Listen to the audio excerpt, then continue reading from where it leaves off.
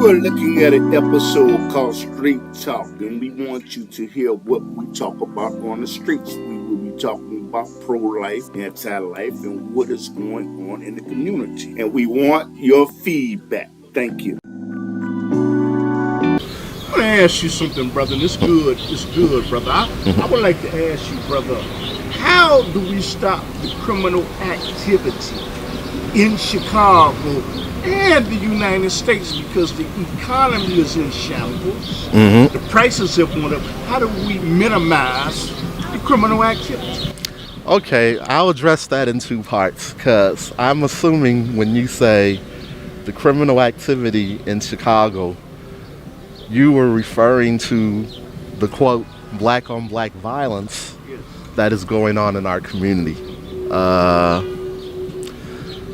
I know this is probably not an answer that most people would expect, but I don't really think that we can stop it at this point. And the only reason why I say that we can't... I said minimize. Okay, well, we can't. I don't think we can stop it, only because the cycle was created in this community from the outside, and it was based on the dysfunction that has been created within the black community. But do I think it can be minimalized? I do think so. It sounds very simple, but I think knowledge of self, a stronger sense of unity, black unity, I'm not afraid to say black unity, and just the understanding that we are a community. When you break down the word community, unity. You know, I'm not one of these people who think that, oh, black people have always messed up or have always done stuff wrong, because I remember growing up at a time when the black community was a lot more together in Chicago than it is now. We had a stronger sense of family, stronger sense of community, stronger sense of togetherness, and a lot of that was the outgrowth of the Black Power movement in the 1960s. Yes, my father and my mother were very much a part of that era, and they passed down those values to me. I was fortunate to grow up around a lot of people who were conscious black people, true conscious black people, and really had those African-centered values that the Black Power movement passed down to us.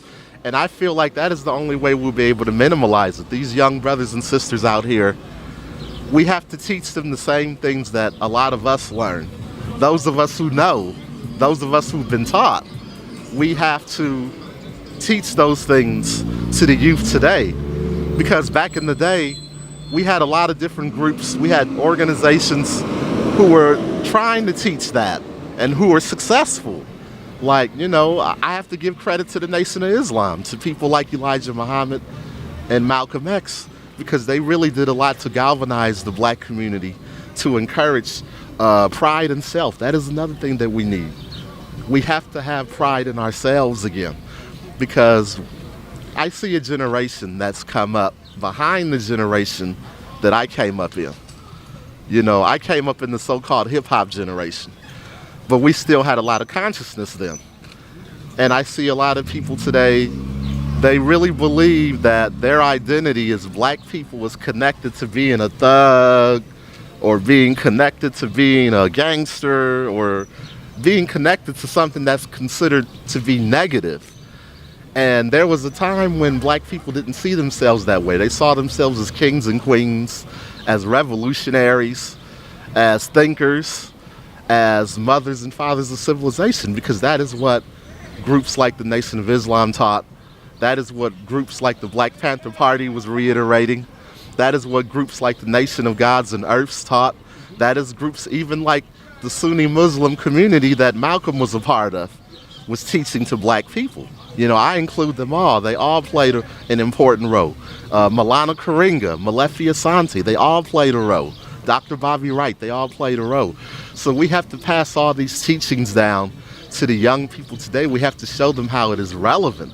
Like this writer here has made a lot of what I'm talking about relevant to the younger generation. He speaks to the generation coming up. And we need more scholars like that who can speak to the generation coming up, speaking in a way that they can understand, but still giving them the essence of what all this knowledge of self is really about.